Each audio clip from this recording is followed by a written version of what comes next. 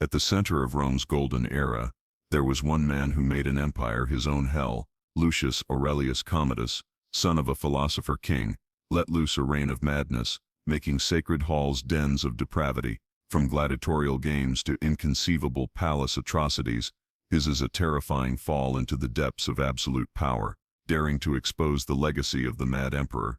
Few names in the history of Rome conjure up such gut-wrenching emotions as that of Lucius Aurelius Commodus, a man who came into the world's greatest empire and turned it into a personal arena for lunacy. As his father Marcus Aurelius lay awake at night lost in thoughts of philosophy and justice, the son would spend his time on the throne, ordering games of depravity that would permanently tarnish the purple of imperial dignity. This is not a simple story of corruption or ineptness. This is the account of how absolute power, when entrusted to a deranged mind, can convert civilization's peak into man's bottom. It was 180 AD when Commodus took total hold of the Roman Empire, initiating what Edward Gibbon would eventually recognize as the onset of Rome's fall and decline. Only 19 years old, this blonde-haired boy had it all: riches beyond imagination, dominance over millions, and the inheritance of one of the world's greatest philosopher-kings. But beneath the imperial finery seethed the narcissistic and sadistic mind, a psyche that would express itself in ways that appalled even the most hardened Roman nobles. Modern historian Cassius Dio, who lived during the reign of Commodus, later wrote with barely suppressed horror of the conversion of Rome's hallowed institutions into playgrounds for imperial craziness. Father and son could not have contrasted more.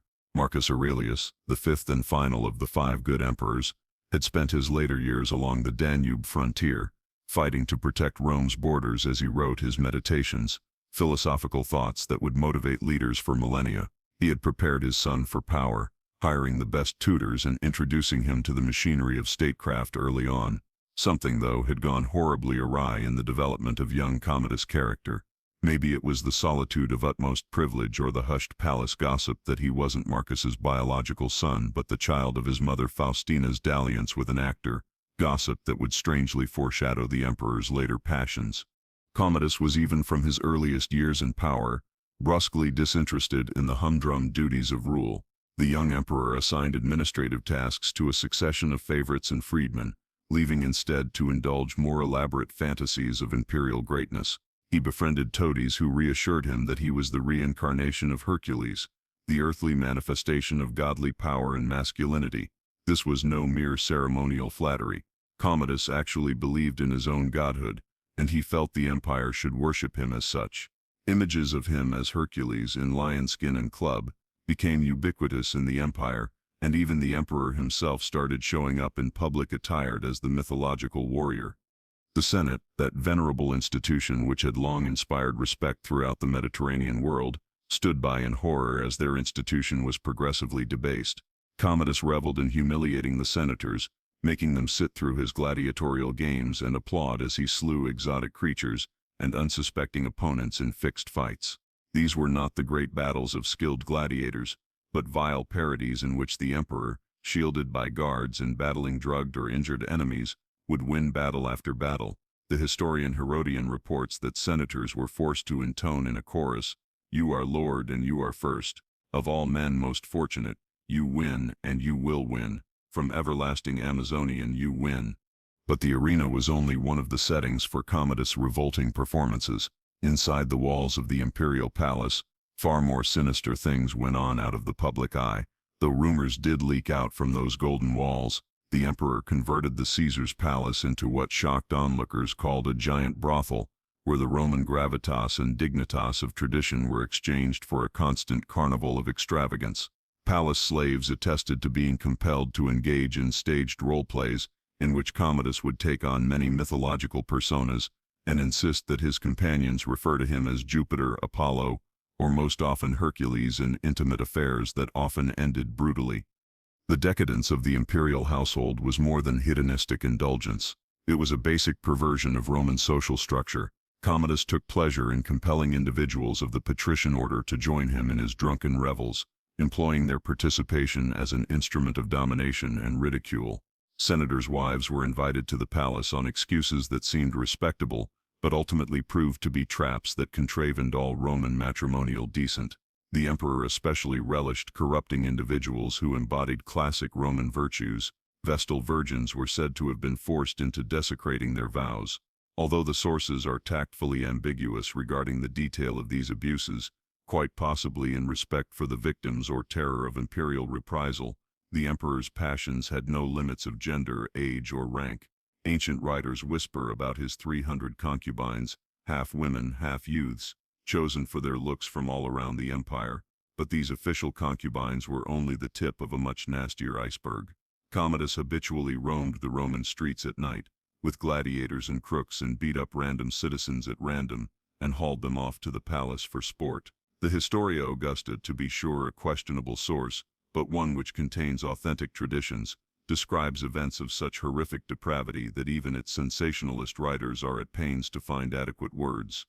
Financial accounts of the time disclose the staggering financial toll of Commodus' debauches. The imperial coffers, scrupulously accumulated by his predecessors, were quickly drained to finance ever more extravagant orgies lasting for days. These were not merely casual parties, but theatrical events with exotic animals, foreign delicacies, and entertainers brought from the distant reaches of the empire. One especially infamous such event allegedly included the recreation of mythological dramas where participants were compelled to reenact the violent and sexual adventures of the gods, with fatal outcomes for those who could not satisfy the emperor's aesthetic tastes. Gold, which should have hired legions on the border, bought instead exotic perfumes from Arabia, silk from China, and slaves specially trained in arts Roman moralists did not dare mention. Commodus' psychological torment was sometimes as sadistic as the physical. He took great pleasure in compelling his victims to eulogize him throughout their torment, compelling them to write poems to his glory even as they were tormented. Individuals who proved insufficiently enthusiastic were subjected to mounting penalties. He was especially intrigued by the theme of role reversal, compelling haughty patricians to play menial roles and promoting slaves and gladiators to fleeting positions of power. This organized turnabout of social form was both a way of indulging his sadistic desires and a way of making clear that all established forms lay at his whim. In this climate of fear and humiliation, a very especially evil cult of personality developed. Commodus gave the name Colonia Lucia Annia Commodiana to the city of Rome itself, and renamed the months of the year variations of his own names and titles. He required religious rituals in which old Roman practices were syncretized with his own fantasies, producing hybrid practices that appalled religious conservatives. At such ceremonies, those present had to perform acts contradicting basic taboos, pretending all the while to be observing sacred ritual. The emperor himself would serve as both god and high priest, meting out blessings and punishments at his whim of the moment. Corruption permeated all areas of court life. Commodus kept around him those who shared or pretended to share his tastes. His close associates were Sodorus, a former slave and lover who served as his chamberlain, exercising vast power until jealous enemies had him murdered. Following Sodorus was Cleander, another ex-slave who virtually governed the empire, while Commodus indulged in pleasure. These favorites facilitated and abetted the worst excesses of the emperor, aware that their own position rested on keeping him pleased and distracted. They staged complicated sequences to satisfy his fantasies, enlisting actors from the whole range of social classes, and providing an ongoing availability of novelty to preserve imperial interest. Medical specialists of the time, restricted as their knowledge was, observed indicators of extreme mental turmoil in the emperor's actions. His irrational fits of temper, delusional paranoid fantasies, and total absence of feeling indicated what contemporary psychiatrists would probably diagnose as an extreme personality disorder, may be intensified by the lead poisoning widespread among Roman aristocrats, or by the consequences of untreated syphilis. Whatever was its origin, its course was obviously visible. Early in his reign, at least, he retained some semblance of normal rule. By the time he died, he intended to rename Rome Commodiana, and to celebrate the inauguration of the year 193 by coming out of the gladiator barracks on New Year's Day, clad as a gladiator consul, an image so repugnant to Roman sensibilities that it at last provoked his assassination. Its effects on Roman society were extreme and long-lasting. The moral credibility of the imperial office, so painstakingly built by Augustus and preserved even by vile emperors such as Nero, was irretrievably lost. Citizens who had previously regarded the emperor as pater patria now regarded him as a sinister predator to be shunned at all costs. The army, appalled by the conduct of their commander-in-chief, started seeking alternative leadership. Provincial governors began acting more autonomously, recognizing the center of power had ceased to be an instrument of order and had instead become an instrument of disorder. Commerce dwindled as affluent merchants eschewed Rome, dreading they may become the focus of imperial scrutiny. The very foundations of Roman society, founded upon respect for tradition and hierarchy, were beginning to come apart. Perhaps the most distressing feature of Commodus' reign was his behavior towards children. Though Roman culture tolerated some things that modern sensibilities would consider utterly abhorrent, even by ancient standards, the emperor's behavior transgressed boundaries that could not be crossed. Boys and girls from aristocratic families were taken as hostages for the good conduct of their parents.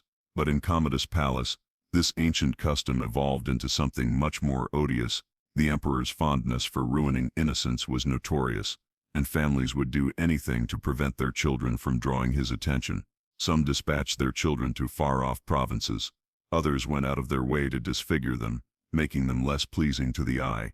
The emotional harm done to these young victims would resound through Roman society for centuries. The religious significance of Commodus's actions cannot be exaggerated.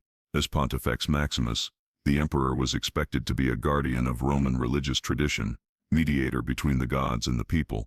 Instead, he corrupted sacred rites for his own pleasure. Ancient ceremonies were turned into grotesque parodies in which the sacred and profane were consciously confused.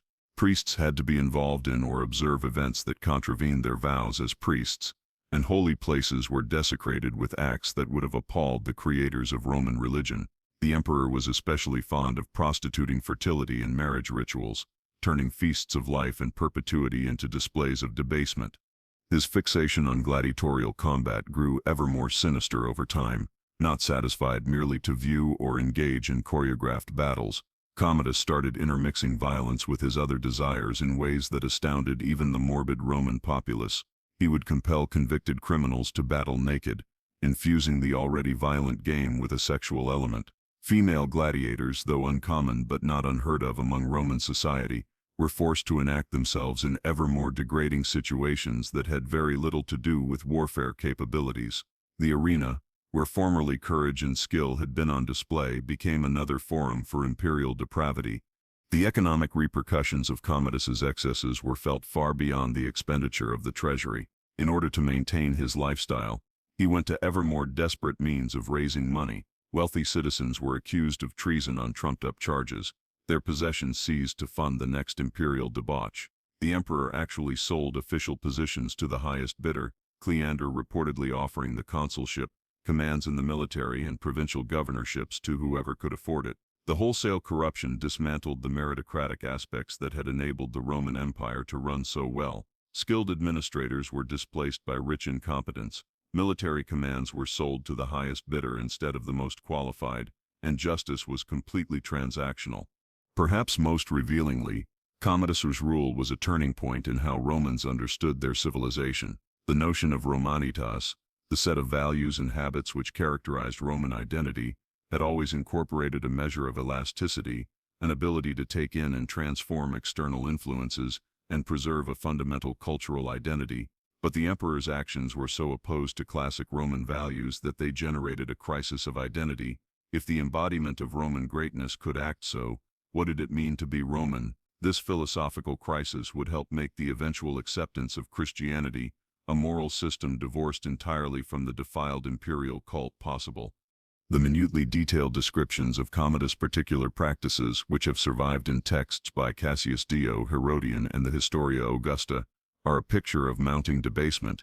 What started as excessive but not unheard of imperial extravagance turned into progressively more grotesque and brutal scenarios. The emperor became interested in the combination of pleasure and pain, life and death, the profane and sacred in ways that could not be categorized. He would stage elaborate tableaux on mythological subjects, but with perverted conclusions that expressed his own dark fantasy. People who thought they were participating in one kind of experience would find the situation morphing into one much darker. The Praetorian Guard's role in all this merits special mention.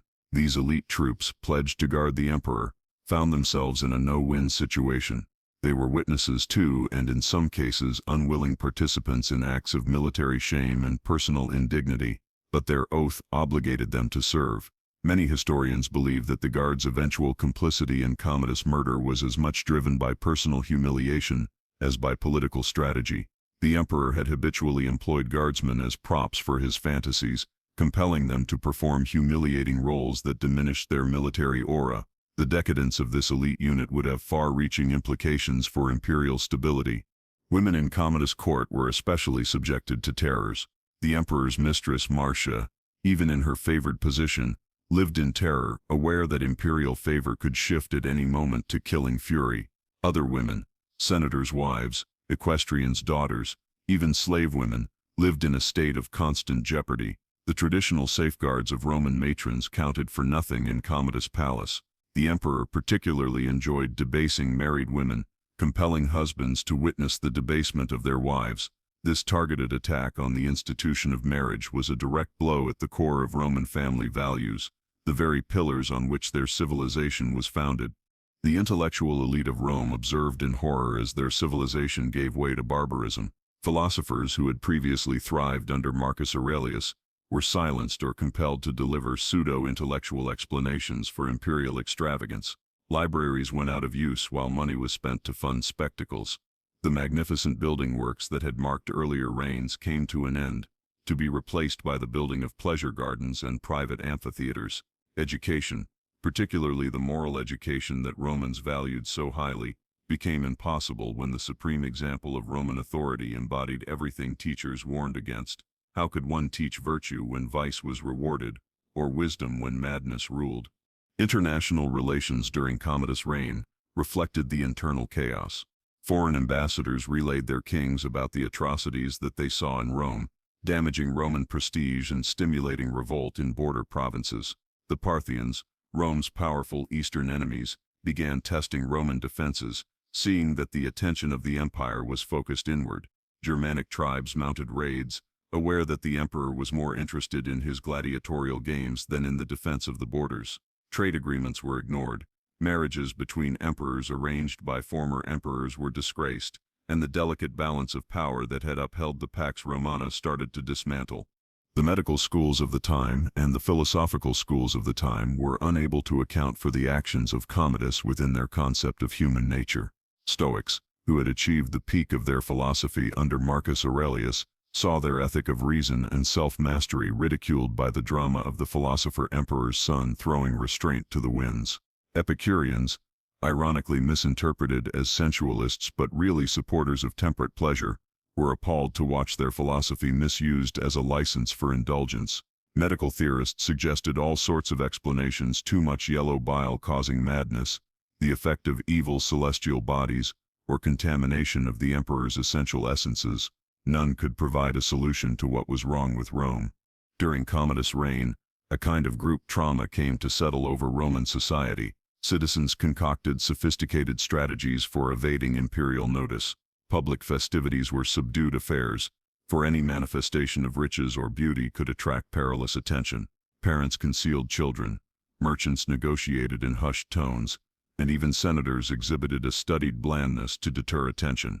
This environment of terror and repression suppressed the innovative spirit that had fueled Roman expansion and achievement.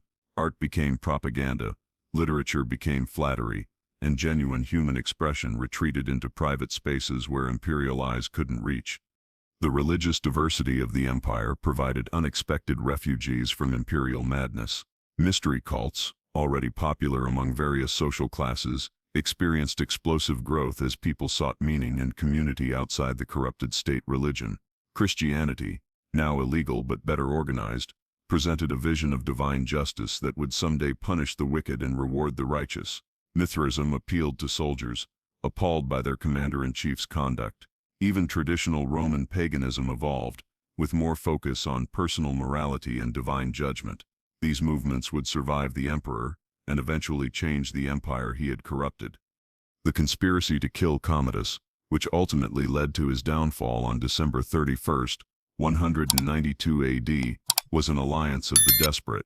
His mistress Marcia found her name listed on a list of those to be executed. The Praetorian prefect, Latus knew his job was less secure by the day. Eclectus, the chamberlain of the emperor, had seen too much to think that he would get away with retiring quietly. Together they tried to poison the emperor in a bath. When this was unsuccessful, Commodus purged the poison. They brought in Narcissus, a wrestler, to suffocate him. The man who had pretended to be Hercules come again, died not in heroic battle, but naked and helpless, murdered by a slave in his own bath. The immediate reaction to Commodus's death was an outburst of anger against his memory. The Senate, now free at last to speak their minds, proclaimed him a public enemy, and instructed for damnatio memoriae, erasing his name from public monuments. Statues were brought down, inscriptions defaced, and his rebranded months returned to their ancient names.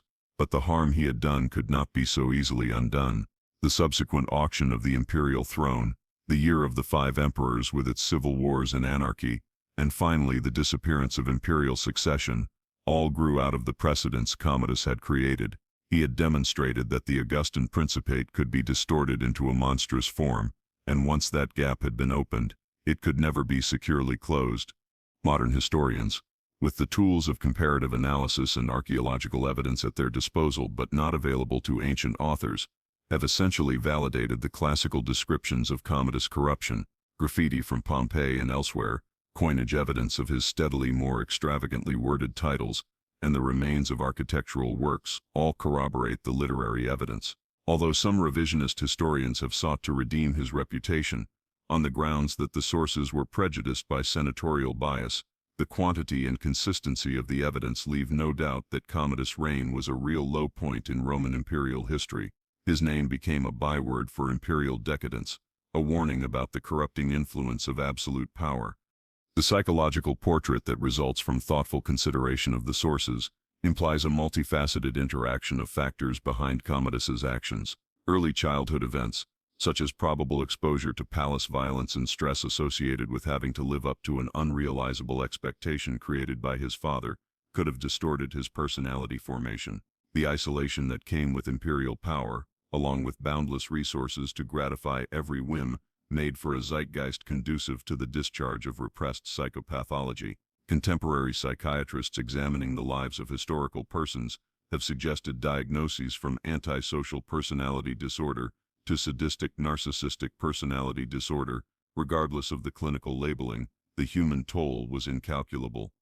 The literary and artistic record of Commodus's reign is a testament to the profound trauma that it left on Roman consciousness. Subsequent authors would come back repeatedly to this time, attempting to uncover how the philosopher-emperor's son turned into a monster.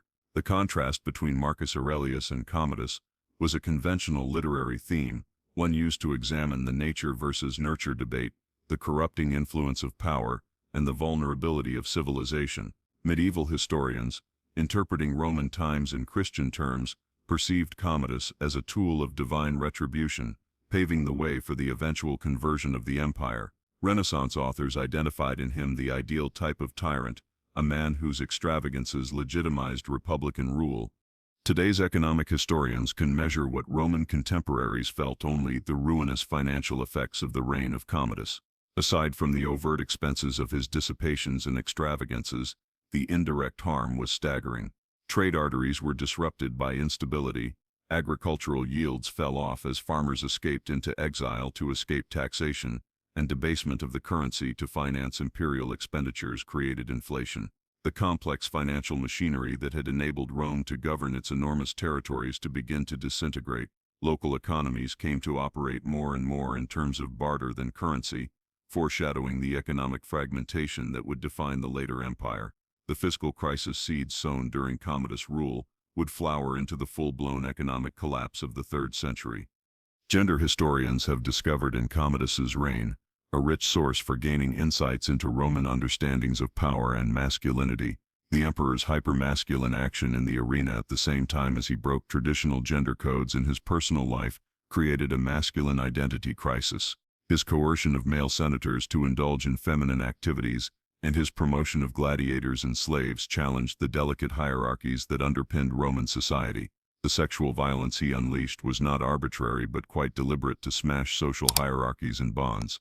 By bribing the wives and children of the upper class, he assaulted the biological and social reproduction of the ruling class itself.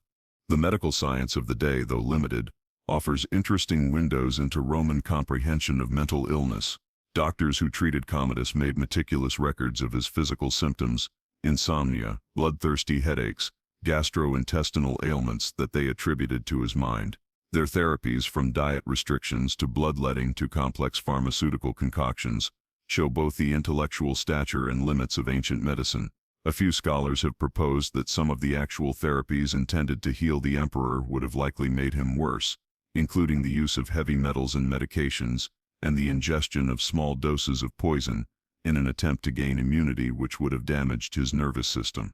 The building record of Commodus' rule is a testament in itself to misplaced priorities and megalomaniacal egotism. Though his predecessors had constructed for public good, aqueducts, roads, forums, Commodus built for his own self-indulgence. His transformation of the Colosseum to suit his gladiatorial delusions, his own amphitheater within the palace grounds, and his pleasure gardens all remain in archaeological remains. These buildings, constructed from the finest materials and most skilled labor, are a stupendous diversion of resources away from productive purposes. The contrast with his father's simple military camps on the Danube could hardly be greater.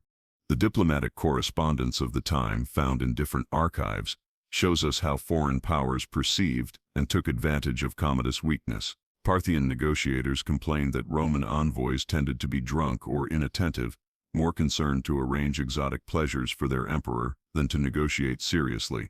Germanic chiefs discovered that they could extract concessions by presenting handsome hostages of both sexes to Rome. A subtle equilibrium of threat, an offer that had sustained Roman primacy, was supplanted by a rude system of bribery and appeasement. The respect and awe commanded by Rome for so long dissipated, replaced by scorn and opportunism. Those philosophical schools that prospered following the death of Commodus all struggled to make sense of his reign. How did the son of the philosophical emperor end up being the opposite of everything his father stood for? Neoplatonists constructed elaborate schemes detailing the corruption of the soul by material excess. Christians found confirmation of their faith in original sin and the necessity of divine redemption.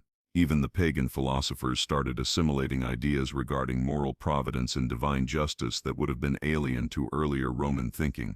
The intellectual revolution brought about by horror at Commodus' decadence would eventually lead to the transformation of classical philosophy into medieval theology. The military repercussions of Commodus' rule went far beyond the direct demoralization of the legions. The promotion by the emperor of gladiators and criminals to military command, the sale of officer commissions, and the wholesale abandonment of frontier defense created institutional issues that would bedevil Rome for centuries. Tried and true professional military traditions honed over centuries were subverted. Esprit de corps that had rendered Roman legions invincible was substituted by cynicism and selfishness. Troops started looking to their near commanders instead of the faraway emperor for direction, paving the way for the 3rd century military anarchy. The demographic effects of Commodus's rule, though hard to measure in exact figures, were substantial. The terror he created caused many of the top families to curtail their breeding, instead of risking bringing children into this horrific world. His random killings, numerically small though they were, disproportionately hurt the educated and able classes who could have supplied future leadership. The larger culture of violence and excess he cultivated resulted in higher mortality from other causes, suicide among the dishonored, killing in games that became progressively more deadly, and physical cost of the extravagance he made normal. The human capital of Rome, carefully developed over centuries, was squandered over just 13 years.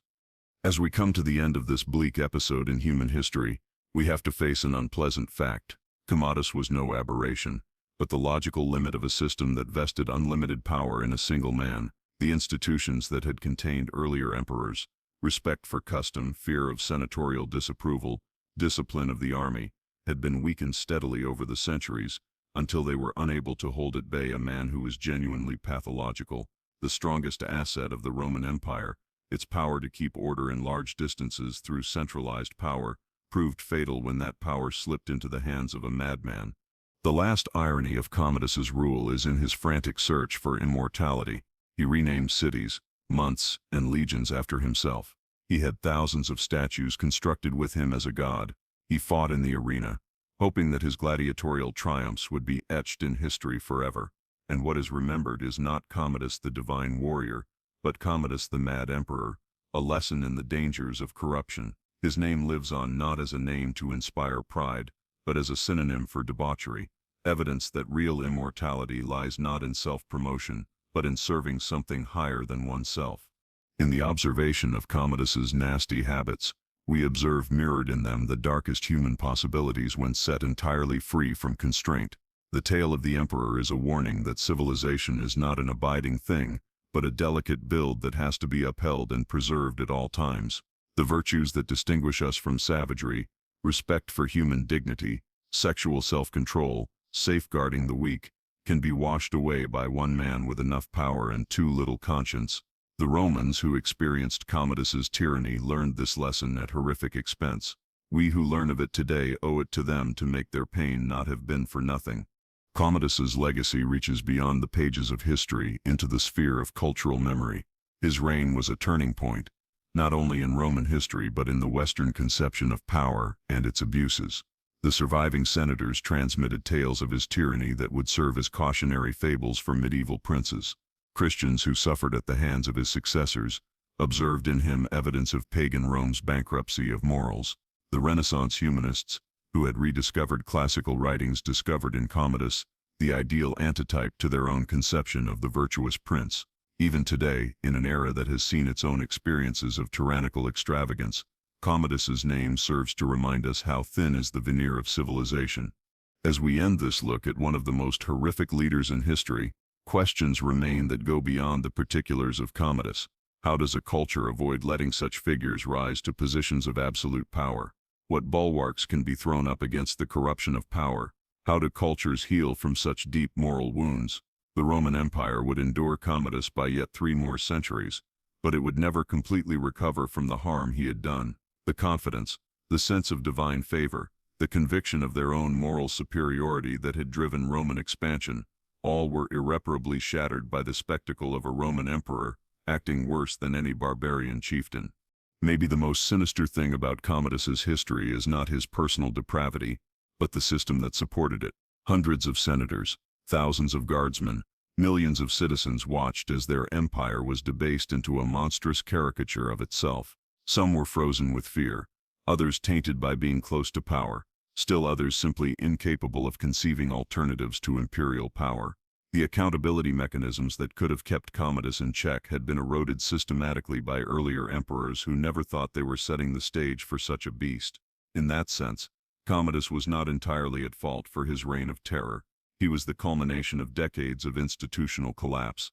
Today, gazing back over almost 2,000 years at the rule of Commodus, we must avoid the temptation to see it as some historical footnote, a story of antique vice securely relegated to the past. The psychological processes by which a privileged young man was turned into a monstrous tyrant, narcissism, sadism, power drinking, are still active in the human psyche. The social arrangements that allowed his excesses, focused power, stifling of opposition, blurring of private sin with public virtue, can come about in any time period. The tale of Commodus is not simply one of what occurred in Rome between 180 and 192 AD. It is one of what can occur anywhere when power is permitted to function with neither conscience nor restraint.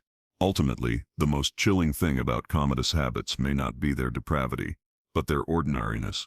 Remove the Roman frippery, the togas and gladiators and classical illusions, and what's left is a depressingly recognizable story of power for its own sake, and absolute power corrupting absolutely. The particular manifestations of Commodus' wickedness were determined by his culture, but the underlying forces of domination, humiliation, and self-glorification recur throughout history wherever human beings attain untrammeled power over others. His reign remains a constant reminder that civilization is bought at the cost of eternal vigilance against the darker angels of our nature. Commodus's death on the last day of 192 AD was not an end but a turning point. The Roman Empire would endure, but it would never again be as self-assured in its grandeur as in the Antonine era. The recollection of what had been lost, the dignity, the gravitas, the sense of divine mission, would haunt the Roman imagination until the ultimate fall of Constantinople more than a millennium later. Commodus had shown that the impossible was feasible, that Rome herself could be made un-Roman, that once revealed it would never be left behind. The real legacy of the mad emperor was not the statues raised up or the names he altered, but the uncertainty he instilled into the Roman heart, uncertainty regarding their civilization that would prove more devastating in the end than any barbarian horde.